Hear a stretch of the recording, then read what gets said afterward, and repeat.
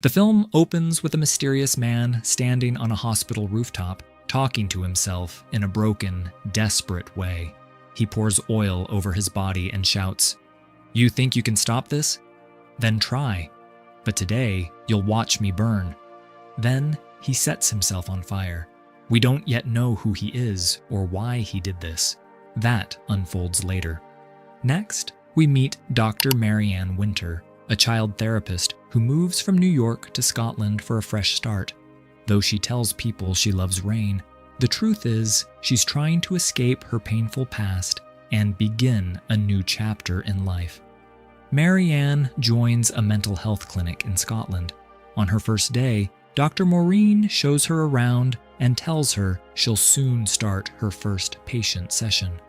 When Maureen asks why she moved so far from New York, Marianne simply says, "I like the rain," hiding her deeper grief inside.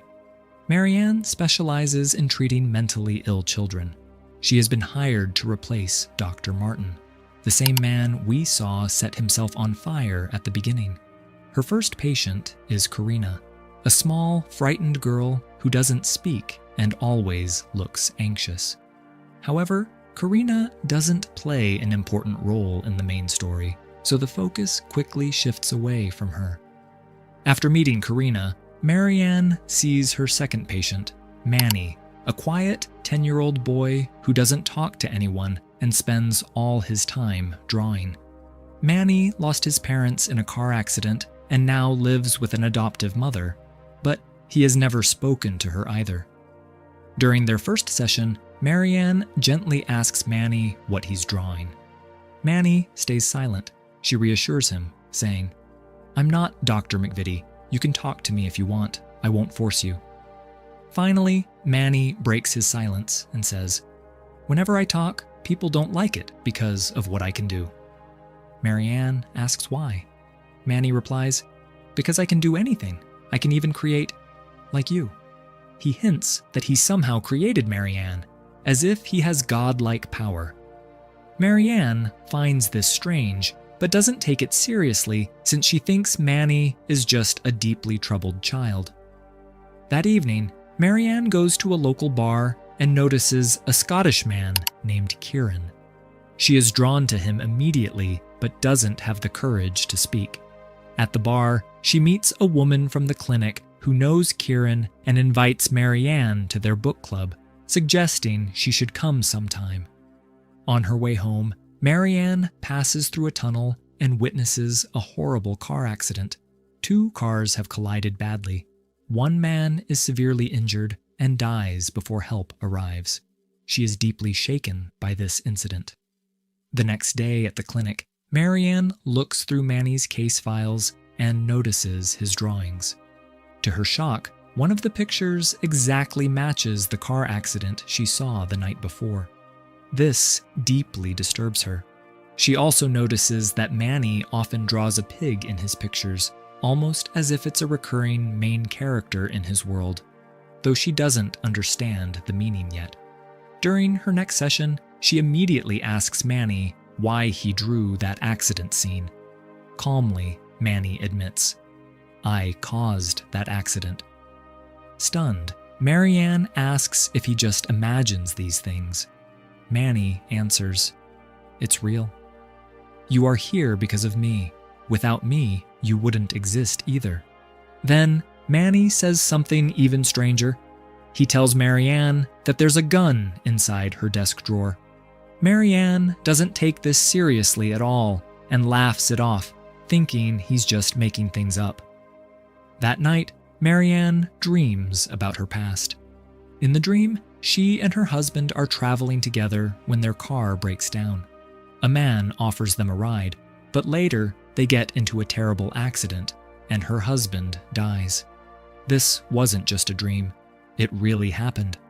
This tragedy is the main reason she left New York and moved to Scotland, hoping to leave her painful memories behind. Unable to sleep, Marianne decides to go to the book club where she sees Kieran again. She feels more drawn to him each time.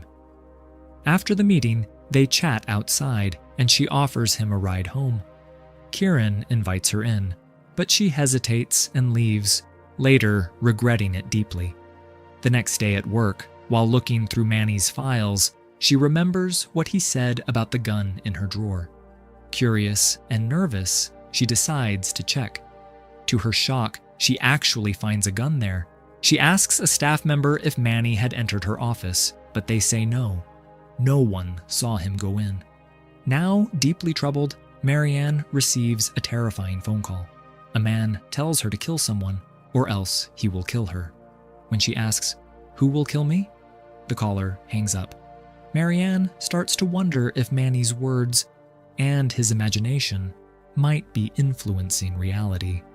But she tries to convince herself she's just overthinking. To distract herself, she spends time with Kieran. He takes her on his boat at night, and they talk deeply.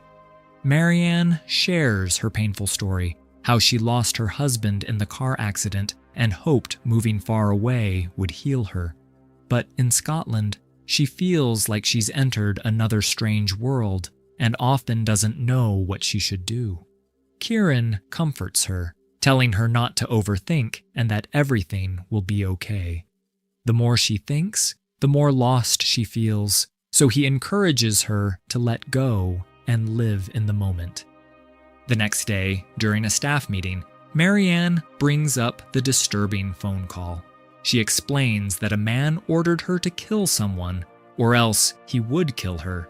She asks if she should be careful or if it was just a prank.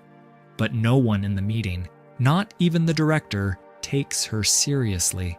They dismiss her concerns and quickly move on. Feeling ignored, Marianne goes to the director's office afterward. There, he finally tells her the truth. The call came from Dr. McVitie, the previous therapist who treated Manny before her. He explains that McVitie became mentally unstable and warns her not to worry too much. Back home, Marianne finds new drawings from Manny. One of them shows a dead body with the words "Second Death" written on it, which disturbs her deeply. Later, she reads an email containing details about Manny's past. She learns that Manny's father died in a car accident and that his mother took her own life a few months later. A few days later, during another session, Marianne asks Manny why he always draws scenes of death and disasters. Instead of answering, Manny asks her if she found the gun in her drawer. Marianne lies, saying she checked but didn't find anything. Manny stares at her silently, clearly knowing she's lying. He then begins a new drawing, this time showing a man drowning. On it, he writes the name Kieran. Seeing this, Marianne is terrified. She asks who Kieran is, but Manny doesn't give her a clear answer. Feeling more lost than ever, Marianne talks to Dr. Marine. She shares that Dr. McVitie had become obsessed with Manny's case, stopped talking to people, and spent all his time reading strange books before finally setting himself on fire.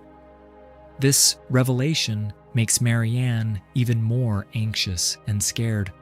Trying to understand more, she visits the library and looks into the books Dr. McVitie mentioned. These books discuss God, the devil, and quantum physics, all pointing to themes of control and creation. Later, Marianne visits Manny's home to talk to his adoptive mother about the gun and his disturbing drawings. The mother seems clueless and has no idea what's going on. Meanwhile, Manny sits nearby, silently drawing again. Marianne approaches him and asks to see his new drawing, but Manny refuses, saying it's about the future. Frustrated, she demands to know how he knows Kieran and how the gun appeared in her drawer. Manny calmly explains that the gun existed because she chose to open the drawer and look. If she hadn't looked, it wouldn't have been there. An idea similar to Schrödinger's cat theory, where both possibilities exist until observed. Angry and shaken, Marianne yells at Manny. Scared, he drops his drawing. She picks it up and sees a pig shooting itself. She realizes the pig represents her and that Manny's previous drawings have all come true. Terrified for Kieran's life, she rushes to the harbor, fearing he might drown, just like Manny's new drawing suggested. She tries calling him many times, but he doesn't answer. She checks his house, but can't find him anywhere. Exhausted and worried, she returns home that evening, but still doesn't find any sign of him. At home, she watches the news and learns that a massive storm caused the deaths of 2,500 people, exactly as Manny had drawn earlier with 25 written on it. Now, fully convinced that Manny controls reality, Marianne decides there's only one person who knows the truth: Dr. McVitie. The next day, she goes to the director's office to ask about Dr. McVitie. The director notices her mental state and suggests she take some time off, but she refuses. Ignoring the advice, Marianne visits Dr. McVitie at a mental hospital. When she meets him, he warns her to kill Manny before Manny kills her. His body is badly burned, but he survived the fire, though in a weak state. Marianne begs Dr. McVitie to tell her if there's any other way, and when Manny started drawing these disturbing pictures. But he doesn't answer her questions and simply walks away. After he leaves, Marianne notices a book titled Second Death, the same words that appeared in Manny's drawings. Panicked, she runs after Dr. McVitie, but before she can reach him, he jumps from the hospital roof and ends his life. By now, Marianne is certain Manny isn't just an ordinary child. If Dr. McVitie's death was real, she fears Kieran might truly die too. She rushes to the harbor and unties the rope of Kieran's boat, letting it drift into the water so he wouldn't be able to use it and go out to sea. Sitting in her car afterward, she tries to convince herself it might all be in her mind. She feels relief, thinking she saved Kieran's life and that maybe Manny isn't actually controlling reality. Trying to distract herself, she goes to the archives to find Manny's old case files. But there, she finds a new drawing. It shows a man sleeping inside a boat. Shocked, she rushes to the coast the next morning and sees rescue workers pulling a boat wreck from the rocks. The boat had been destroyed by a storm. They pull out a body and explain the man had been sleeping when the boat crashed and sank. Kieran drowned. This confirms Marianne's worst fear. No matter what she did, Kieran's fate was already sealed. She realizes Manny truly has control over reality, or perhaps he is like a god in this world. Broken and desperate, Marianne feels she has no other choice left. She kidnaps Manny from his home, determined to confront him directly. Meanwhile, we see a scene between Manny and Dr. McVitie. Manny tells him, "I am the only truth. You all exist inside my mind. I will replace you with another doctor and then kill them too. I am your creator." Back in the present, Marianne points a gun at Manny and demands he return her life to how it was before. Manny laughs and says, "So now you finally believe me?" But it's too late. Marianne notices police sirens outside and escapes with Manny to an abandoned building. Holding him at gunpoint, she desperately asks, "Who are you really? Why are you doing this to me?" Manny replies calmly, "This isn't me. You chose all of this. You chose to see the gun. You chose to see my drawings. You created this." Marianne screams that Manny has controlled her and begs him to give her old life back or she'll kill him. Manny simply laughs and says, "But I'm just a child." It's as if he's mocking her pain. In a moment of rage and hopelessness, Marianne shoots Manny. Realizing she has killed a child, she feels an overwhelming wave of guilt and despair. Unable to bear it, she turns the gun on herself and takes her own life. After this, we see memories from her past. During the car accident, while unconscious, she had prayed to God to save her husband and promised to believe. When she woke up, her husband was alive, and she felt it was all just a bad dream. Back at home, Everything seemed normal, but small details started to remind her of Scotland and Manny, making her question if it really was just a dream. As memories flood back, she starts to wonder, is the world she's in now real, or was the world with Manny real? She begins to suspect that even this new life might be another one of Manny's creations, another test. Marianne remembers Kieran's number and calls him. When he answers, he doesn't recognize her at all. Shocked and dizzy, she realizes that if it had all been a dream, how could she know Kieran or his number? Wanting answers, she rushes to Scotland and visits the same clinic. But when she arrives, no one recognizes her. The staff even deny that a boy named Manny was ever treated there. In a shocking twist, Marianne sees Dr. McVitie alive and completely fine at the clinic. Confused and desperate for answers, she sneaks into the hospital's archive room. There, she finds her own file, but all the pages are blank. Suddenly, Manny appears. He tells her, "You were right. This was a test. I gave you a new life, but didn't erase your memories completely. I wanted to see if you'd move forward or search for the past. But you made the same mistake again. You wanted to know everything.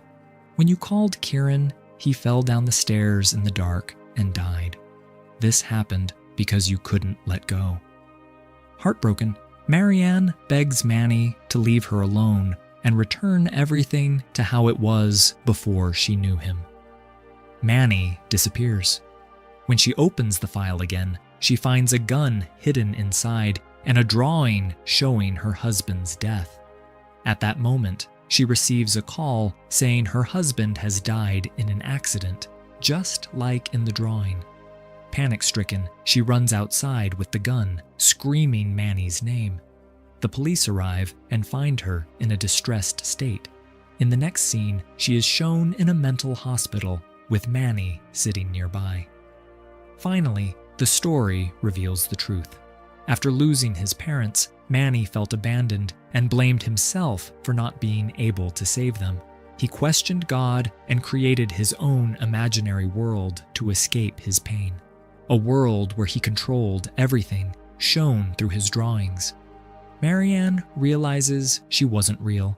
She was just a part of Manny's mind, a voice inside him.